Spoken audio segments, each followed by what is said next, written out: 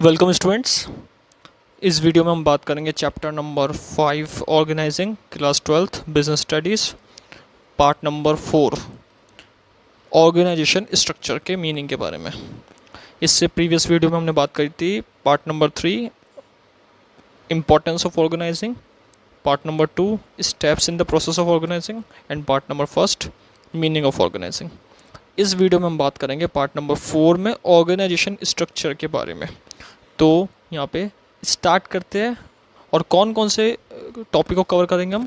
सिर्फ इसमें organisation structure के मीनिंग को और इनकी डेफिनेशन को कवर करेंगे। ऑर्गेनाइजेशन स्ट्रक्चर क्या होता है, सबसे पहले इसके बारे में डीपली बात कर लेते हैं। ऑर्गेनाइजेशन स्ट्रक्चर एक स्ट्रक्चर प्लेटफॉर्म होता है जो ऑर्गेनाइजेशन के पूरे नेचर को कवर करता है, ऑर्गेनाइजेशन के पूरे आउटकम को बताता है और स्ट्रक्चर को क्लियरली डिफाइन करता है, जिससे एक तो कॉम्प्लेक्सिटी ख़त्म होती है और ऑर्गेनाइजेशन में फ्लेक्सिबिलिटी आती है।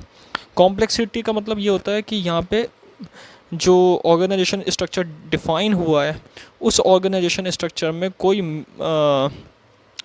वर्क जो होगा वो क्लियरली सबका डिपार्टमेंट वाइज डिवाइडेड होगा और यहाँ पे जो मुश्किलें होगी वो हट जाएगी। That is a remove of complexity. और फ्लेक्सिबिलिटी का मतलब क्या होता है? फ्लेक्सिबिलिटी का मतलब ये है कि वर्क को ईजिली डिफाइन करता है according to division of work.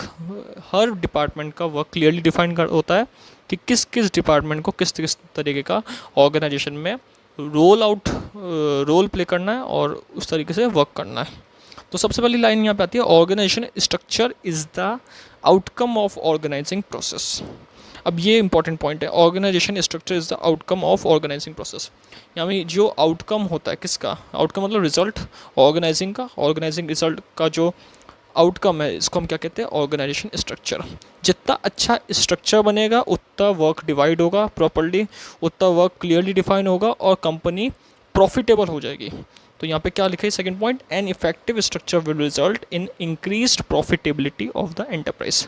Enterprise की प्रॉफिटेबिलिटी क्लियरली डिफाइन होगी।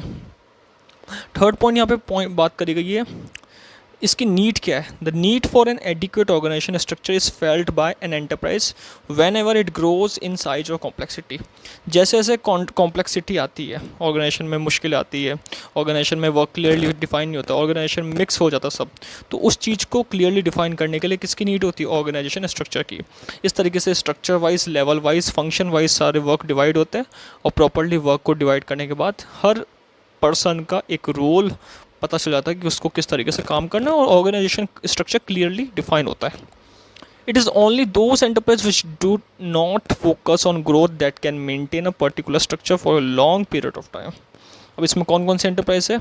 उन एंटरप्राइज को भी लिया गया which do not focus on growth, जिनका ग्रोथ के ऊपर फोकस नहीं है, लेकिन अगर ये पर्टिकुलर स्ट्रक्चर को बनाते हैं लॉन्ग पीरियड ऑफ टाइम के लिए तो उनका ग्रोथ भी डेवलप होने लग जाएगा। ये प्रॉपरली इसके बारे में बताया। इसके बाद पॉइंट बात करेंगे यहाँ पे, तो ज़रूरी क्या है इसके अंदर? पीटर टकर ने भी इम्पोर्टेंट बताया इसको।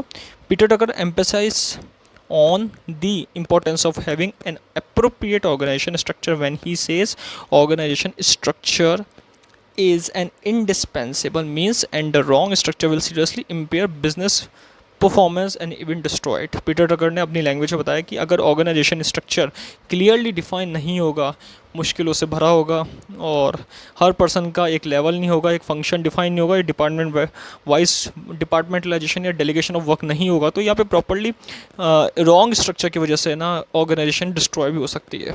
तो ऑर्गेनाइजेशन को लॉन्ग टर्म तक रन करने के लिए, प्रॉफिटेबल बनाने के लिए ऑर्गेनाइजेशन स्ट्रक्चर क्लियरली डिफाइन होना चाहिए। तो आखिर में इसकी डेफिनेशन क्या निकलती है? The organizational structure can be defined as the framework within the managerial and operating task का perform। ये क्या बताता है कि जो मैनेजर है, जो वर्कर्स हैं, उनके ऑर्गेनाइजेशन के अंदर उनके टास्क को बताता है और उनका किस किस तरीके से काम होगा, उनका वर्क किस तरीके से होगा, ये सारी चीज़ें बताता है। It specify the relationship between people, work and resources. People का क्या काम है, वर्क किस तरीके का होना चाहिए और रिसोर्सेज का किस तरीके से यूज़ करना चाहिए, ये सारी चीज़ें ऑर्गेनाइजेशन स्ट्रक्चर में बताई जाती है। तो इस चैप्टर में हमने 4th पार्ट के अंदर, इस वीडियो में हमने बात करी है ऑर्गेनाइजेशन स्ट्रक्चर के मीनिंग की। नेक्स्ट वीडियो में हम बात करेंगे टाइप्स ऑफ ऑर्गेनाइजेशन स्ट्रक्चर के लिए। Thank you.